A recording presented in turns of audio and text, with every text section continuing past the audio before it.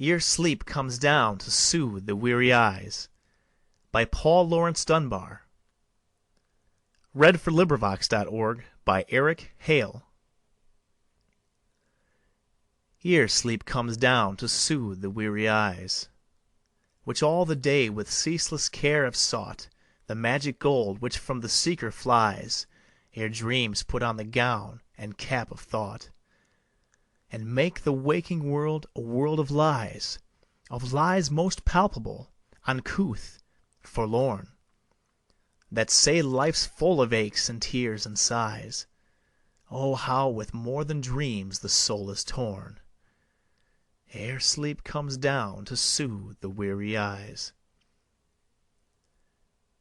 Ere sleep comes down to soothe the weary eyes, how all the griefs and heartaches we have known come up like poisonous vapours that arise from some base witch's cauldron, when the crone to work some potent spell her magic plies.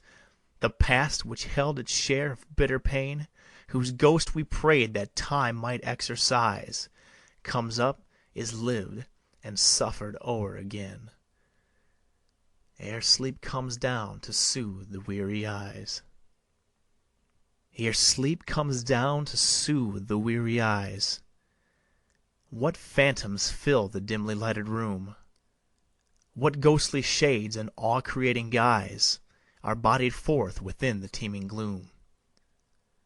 What echoes faint of sad and soul-sick cries, and pangs of vague inexplicable pain, that pay the spirit's ceaseless enterprise, come thronging through the chambers of the brain, ere sleep comes down to soothe the weary eyes. Ere sleep comes down to soothe the weary eyes, where ranges forth the spirit far and free? Through what strange realms and unfamiliar skies tends her far course to lands of mystery? To lands unspeakable beyond surmise, where shapes unknowable to being spring, till, faint of wing, the fancy fails and dies, much wearied with the spirit's journeying, ere sleep comes down to soothe the weary eyes.